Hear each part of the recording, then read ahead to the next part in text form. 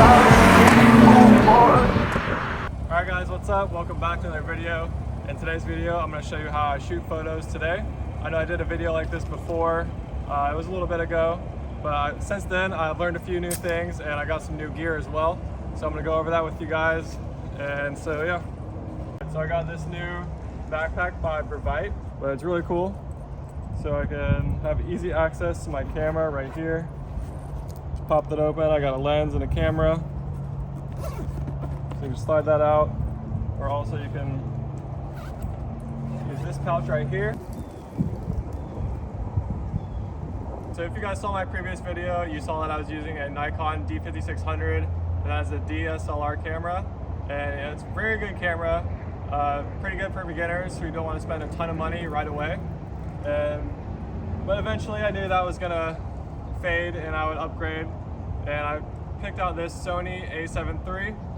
I've always wanted a Sony. I actually was thinking about the Nikon mirrorless as well, but I decided I like Sony's color profiles a bit better, and also the features too. So one major difference about this camera compared to my old one is just the quality is just so much greater.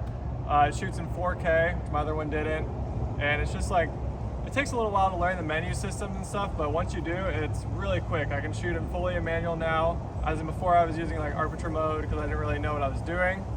But now I'm like fully confident that like I know what I'm doing. I know what ISO, like what ISO is, aperture, and shutter speed. Like I know all that now. And it's pretty convenient how it tells you whether or not your shot's overexposed or underexposed. And so yeah, it's super easy once you get the hang of it.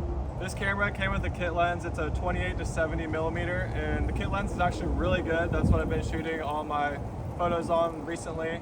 But a few days ago, I went ahead and bought this new 50 millimeter lens. It's super compact and lightweight, and it goes down to 2.5 aperture. So that's pretty cool because I can get some really nice bokeh with the low aperture.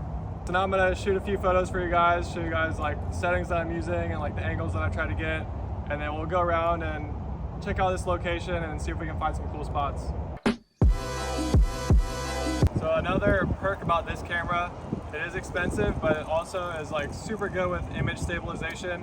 And I barely ever need to use a tripod unless I'm doing like a long exposure shot. So that's been super clutch. It's super awesome. Like almost never get blurry shots anymore, and it's awesome. So I always like to have the lights on my car on every shot, just because, you know, it makes the shot more lively.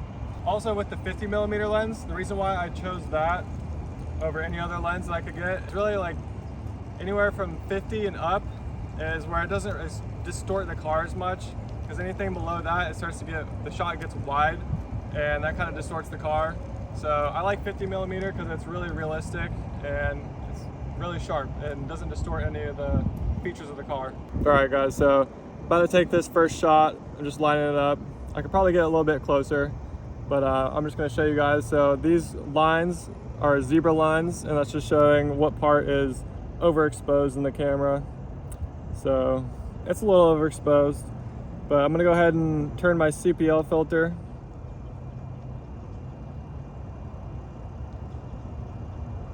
So we can block out those reflections. And I'm shooting in 3.2 aperture. And that looks pretty cool. All right, so now I'm just gonna go around the car, take a few more photos. You guys can follow me around, and then we'll go check out some more spots. I don't know if you guys can see that, but the CPL, how there's like a huge reflection on the car right now. And you just turn it to the right, it completely cancels out that reflection. So I mean, sometimes you want that reflection. Well, it depends on the vibe you're going for.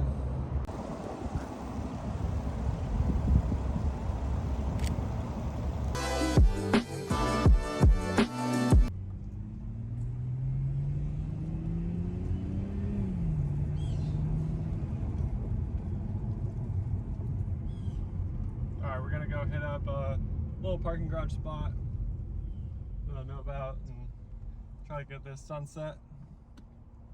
It's best to shoot during sunset or sunrise. That's epic moments are made. Let's get it. Skirt.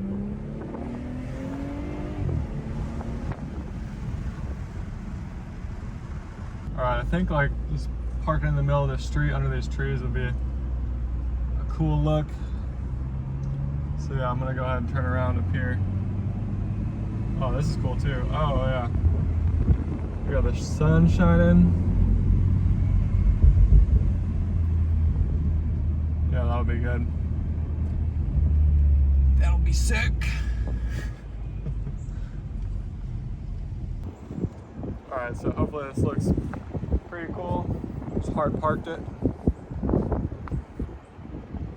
see what we can get. Probably just an upper angle shot. Bring it a little closer.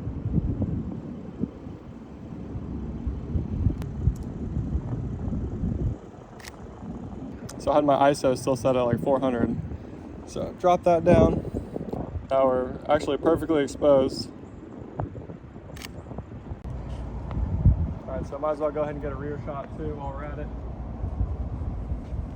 It's pretty cool. Let me get down low so I don't get in that sign photo. Alright, let's go to the next spot.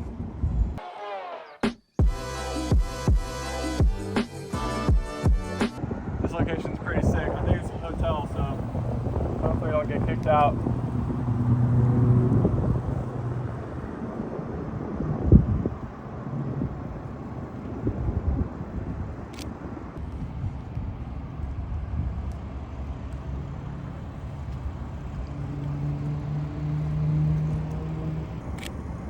So I'm trying my best to get it as centered as possible. But my car isn't centered quite.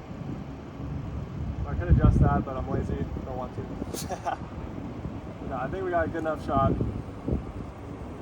Yeah, it'll look sick in an edit. I mean, sheesh. Well, my dang lights aren't on.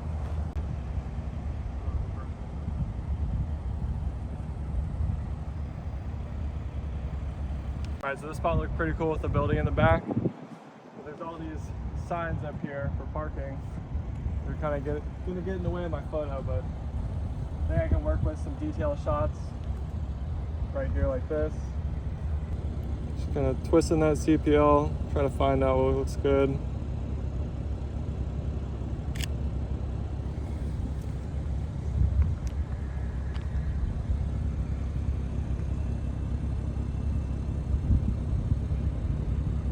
Shooting in f2.8, so we got that nice and blurry background.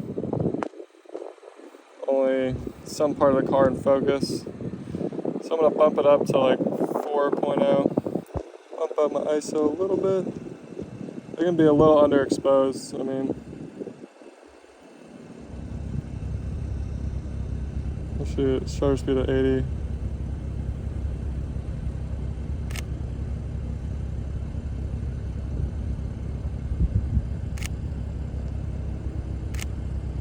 Cool.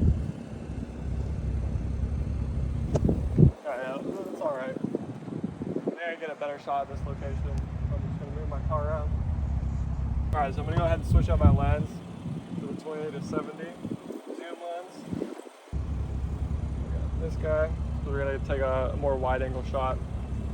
So the brand of CPL that I have on my new 50mm lens is a Hoya. And this one is a K&F Concepts.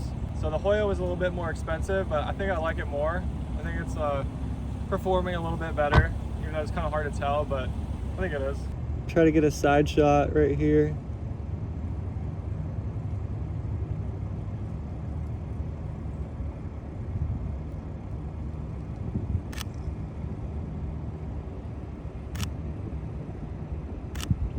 That's cool.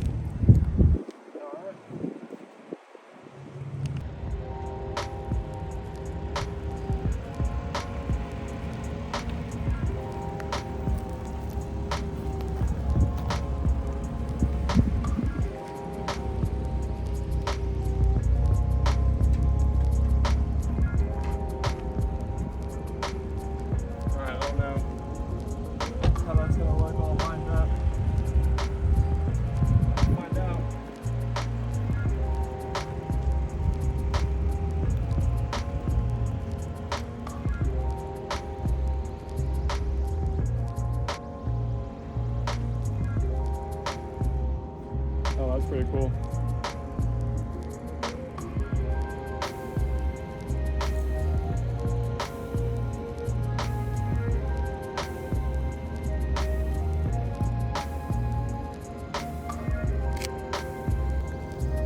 Yeah, 35mm.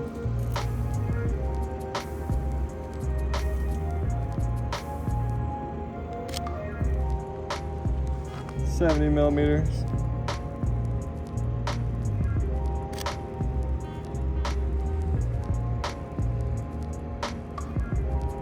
It's a bit underexposed, so most of this stuff you can just edit and post. I really shouldn't be shooting at 1/80 shutter speed either. So we'll raise up my shutter speed and also raise up the ISO. These cameras perform so well, you can just raise up the ISO and it won't affect it as much as other cameras.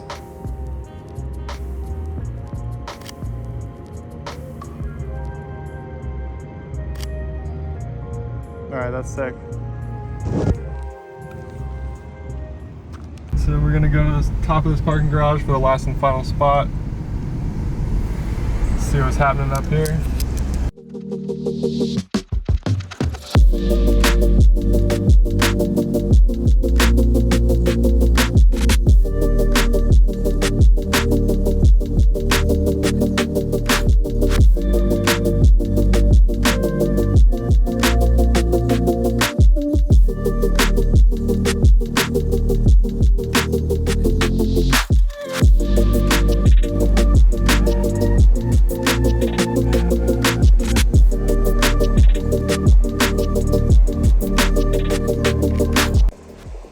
Now we're just getting some higher angle shots.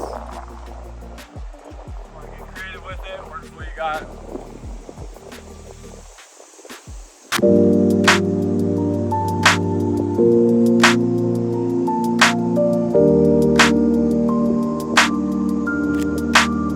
I want to move the car a little bit closer, but now I got to go all the way around. So.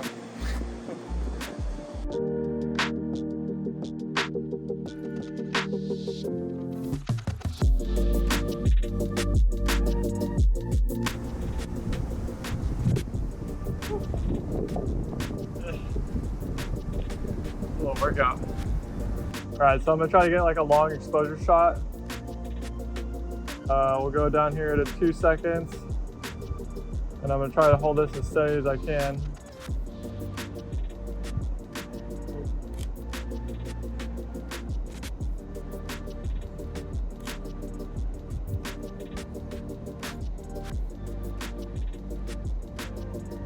I got it pretty good.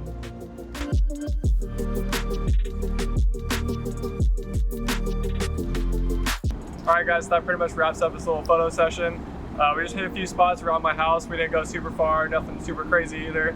But you know, I think we found a couple of good photos, and right now we're just gonna go back home and I'm gonna show you how I edit a few of these and we'll go from there.